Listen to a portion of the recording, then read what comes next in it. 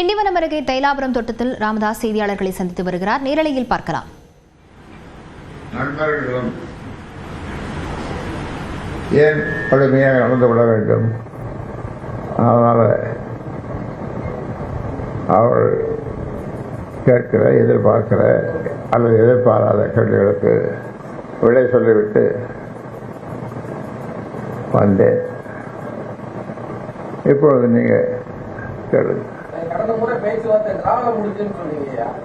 திரும்ப சென்னைக்கு 4 நாள் போயிருந்தீங்க. திரும்ப பேசுறீங்களா? குருமூர்த்தி உள்ளிட்டவர்கள் நான் சந்திச்சீங்களா? பேசணும், பேசிக்கொண்டிருக்கிறோம், பேசிக்கொண்டே இருக்கிறோம். இப்ப முடிவு முடிவு எல்லாத்துக்கும் ஒரு முடிவு வரும்ல. முடிவு என்ன வரல. உங்களுடைய வாழ்த்துக்களோடு அந்த முடிவு வரலாம். நீங்கள் வாழ்த்து தானே செய்வீங்க, வாழ்த்து செய்வீங்கல்ல. அன்றைய தினத்தில் அன்புமணி ராமதாஸ் அவர்கள் உங்களிடம் மன்னிப்பு கேட்டாங்க. அந்த மன்னிப்பை நீங்க ஏற்றுக்கொள்ள எப்படி பாக்குறீங்க? ஏற்றுக்கிட்டீங்களா? இது மன்னிப்பு இல்லை அப்படின்றது பிரச்சனை இல்லை. அது நான் சொன்ன மாதிரி, நான் விரும்பிய மாதிரி என்னால் தொடங்கப்பட்ட இந்த கட்சி 96,000 கிராமங்களுக்கு நான் சென்று வளர்த்த இந்த கட்சிக்கு நான் சென்ற முறை சொன்னேன், மீண்டும் சொல்லுகிறேன். எத்தனை முறை வேண்டுமானாலும் இதைத்தான் சொல்லுவேன். இந்த கட்சிக்கு என் மூச்சிருக்கும் வரை நான் தலைவர். அவருக்கு என்னன்னா உங்களுக்கு தெரியும், செயல் தலைவர்னு கொடுத்துருக்கோம். இது கலைஞருடைய மறைந்த என் நண்பர் கலைஞருடைய பாணி.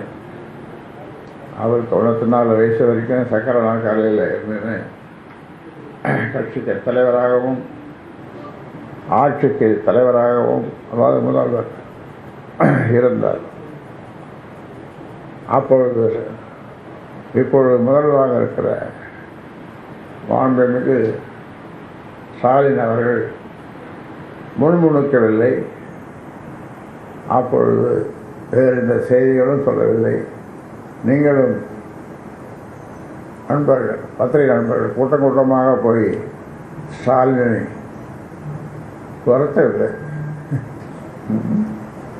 ஆனால் நீங்கள் என்னை துரைத்து கொண்டே இருக்கிறீர்கள். ஆனால் இப்பொழுது நானே உங்களை வலிய வரவழைத்து, ஏனென்றால் வியாழன் என்றால் உங்கள் நினைப்பு, உங்களுக்கும் என் நினைப்பு வரும்போது வியாழக்கிழமை ராமதாஸ் பார்க்குற வழக்கமாச்சே அப்படின்னு வந்திருக்கிறீர்கள்.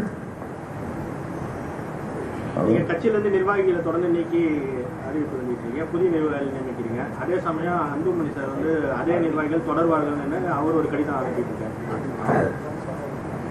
இது என்னோடு ஆதி காலத்திலிருந்து கிளை செயலாளராக, ஒன்றிய செயலாளராக, அப்புறம் மாவட்ட பொறுப்புகள் இதெல்லாம் ஏற்று ஏதோ ஒரு பொறுப்பில் இருந்து தன்னலங்கருதாது தொண்டாற்றிய, மக்களுக்கு தொண்டாற்றிய, கட்சியை வளர்த்த அவர்களுக்கு தான் நான் ஒதுக்கப்பட்ட அவர்களுக்கு இப்பொழுது நான் அவர்களுக்கு பொறுப்புகள், நல்ல பொறுப்புகளை கொடுத்திருக்கிறேன். நன்று இந்த பொறுப்புகள் நிலைத்து நீடித்து இருக்கும் என்றும் நேற்று அவர்களுக்கு சொல்லியிருக்கிறேன். அதனால் அவர்களுடைய அச்சத்தையும் போக்கியிருக்கிறேன். இது ஏதாவது தற்காலிக பொறுப்பா அப்படின்ற ஒரு அச்சம், இது நிரந்தர பொறுப்பு என்று அவர்களுக்கு சொல்லியிருக்கிறேன். 60வது மனநல விழாவை கொண்டாடுறீங்க. குடும்பத்தில் எல்லாரும் கலந்துக்கிட்டாங்க. திரு அன்புமணி ராமதாஸ் வரல, உங்களுடைய மனநிலை அந்த நேரத்தில் எப்படி இருக்கு? 60வது மணநாள் விழாவுக்கு வந்து குடும்பத்துல மத்தவங்க வந்திருந்தாங்க, திரு அன்புமணி ராமதாஸ் குடும்பத்தினர் வரல, உங்களுடைய மனநிலை அப்ப எப்படி இருக்கு? நீங்க உங்களுக்கு கல்யாணம் ஆயிடுச்சு, குழந்தை எத்தனை? 2 குழந்தை. நான் என் வயசுல, அதாவது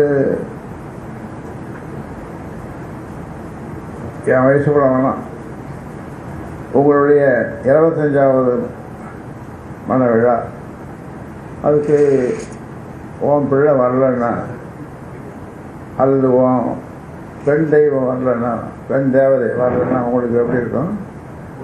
அதே மாதிரி ஐயா, நம்ம தைலாபுரம் தோட்ட வாசல்ல எப்போதும் பேனர் இருக்கும், ஐயா போஸ்டரும் அன்புமணி ராமதாஸ் போஸ்டரும் இருக்கும். 2 நாளுக்கு முன்னாடி அந்த போஸ்டர்லாம் கிழிக்கப்பட்டிருக்கு. இதை வந்து நம்ம எப்படி எடுத்துக்கலாம்? இது எதை காட்டுதியா? யாராவது விஷயங்கள் செய்திருப்பாங்க. அதை யாராவது எந்த ஃபோட்டோவையும் ஒட்டலாம், அதை கிழிக்கக்கூடாது. அது நல்ல பண்பாடு அல்ல. ஏதோ ஒரு விஷயங்கள் இப்படி செய்து அதை உங்களை விட்டு கேள்வி கேட்க சொல்லி, நாங்கள் தான் கேட்கலாம் சார், நாங்களே தான் கேட்க, எங்களை யாருமே கேட்க சொல்ல முடியாது. இல்லை இல்லை, இப்போ கேட்குறீங்களே, இப்போ அதை கேள்வி கேட்குறீங்களே, கீழ்ன்னு நீங்கள் கேட்குறீங்களே, நேரில் பார்த்து கிழிக்கிறத அதான் சொல்கிறேன். நீங்கள் இப்போ அதை கேட்குறீங்க, அதை பற்றி கேட்குறீங்க. எனக்கு யாரும் சொல்லணும் இல்லை அந்த மாதிரி. ஏன்னா யாரும் பண்ணது அது எனக்கே தெரியாது. யார் படத்தையும் கேட்கக்கூடாது. முருகர் மாநாடு மதுரையில வந்து நடத்தினாங்க.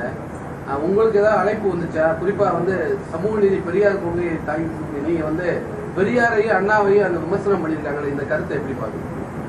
யார் நடத்தாங்க? இந்து முன்னணி பிஜேபி சேர்ந்து மதுரையில முருகர் மாநாடு நடத்தினாங்க. உங்களுக்கு ஏதாவது அழைப்பு வந்துச்சு? எல்லா கட்சி தலைவருக்கும் அழைப்பு கொடுத்தாங்க. எனக்கு அழைப்பு வரல. பெரியார் மற்றும் அண்ணாவை வந்து ஒரு கொச்சைப்படுத்தும் விதமா வந்து அந்த ஒரு வீடியோலாம் காட்சிப்படுத்திருக்காங்க. இந்த இதை எப்படி பாக்குறீங்க? இது எப்படி பார்க்கறது? இதெல்லாம் வருந்தக்கூடிய விஷயத்தை போய் எப்படி பார்க்கறது?